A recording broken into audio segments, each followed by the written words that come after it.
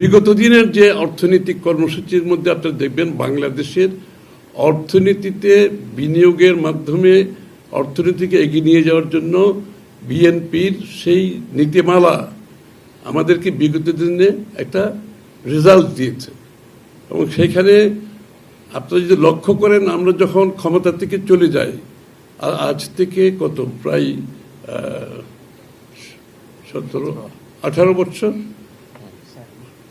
17-18 বছর আগে আমাদের বাংলাদেশের প্রবৃদ্ধির রেট ছিল 7.06%। 17-18 বছর আমরা সেই প্রবৃদ্ধি রেখে আমরা সরকার থেকে চলে যাই এবং কাজটা ছিল কিন্তু ঊর্ধ্বমুখী।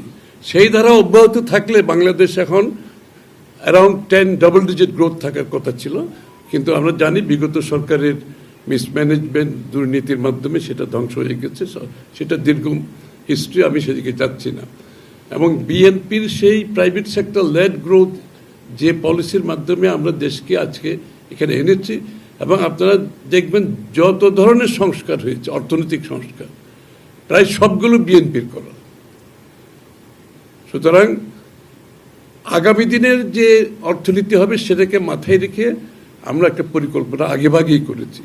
আপনারা ভিশন 2030-তে আমাদের সেটার প্রতিফলন ঘটেছে, আমাদের 31 দফা সংস্কারের মধ্যে তার প্রতিফলন ঘটেছে, এবং সেটাকে মাথায় রেখে আমরা আমাদের কথাগুলো বিনিয়োগকারীদের বলছি যে আমরা কি কি পরিবর্তন আনব, এবং পরিবর্তনের মধ্যে সব কিছু সহজীকরণ সরলীকরণের মাধ্যমে যে বাধা বিপত্তির মুখে বিনিয়োগকারীরা বাংলাদেশে পড়ে সেটা যাতে না পড়ে আগামী দিনে, তার জন্য আমরা যে আমূল পরিবর্তন আনতে যাচ্ছি। এবং আমূল পরিবর্তনের মধ্যে একটা হচ্ছে আমরা সিরিয়াস ডিরেগুলেশন করব, সিরিয়াস লিবারালাইজেশন করব, এবং এর মধ্যে বিনিয়োগকারীদের সুযোগ সৃষ্টি করে দেওয়ার জন্য যত ধরনের সুযোগ সুবিধা আমরা বাংলাদেশের অর্থনীতিকে একটা মুক্ত অবস্থায় নিয়ে যেতে চাচ্ছি।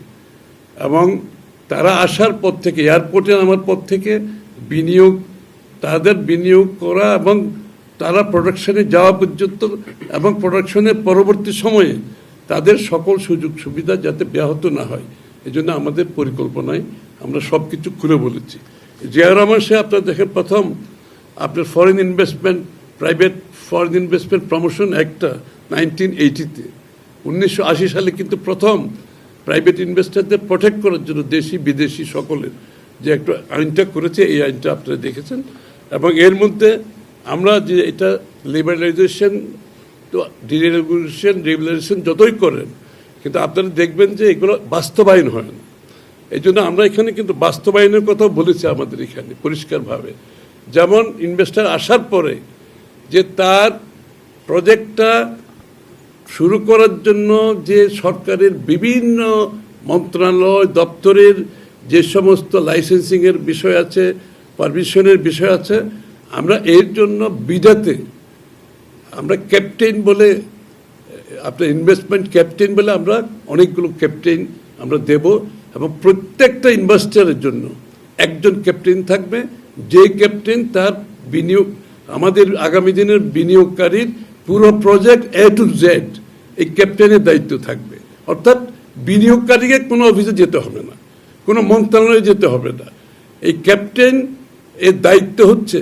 এবং এই ক্যাপ্টেনকে কিন্তু টাইম বাউন্ড, এটা আমরা সময়সীমার মধ্যে তাকে শেষ করতে হবে।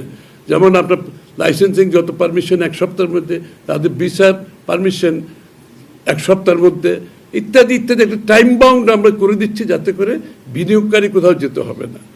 Captain will be assigned with the job, এবং তার দায়িত্ব, এবং ক্যাপ্টেনের যে দৈনন্দিন আপডেট এটা কিন্তু তার মনিটরে প্রত্যেক দিন রিফ্লেক্ট হবে এবং এটা মনিটর করা হবে। সুতরাং আমরা শুধুমাত্র যে লিবারেশন করে শেষ করব না, এগুলো যাতে প্রপার বাস্তবায়ন হয় সেদিকে আমাদের মনোযোগ থাকবে।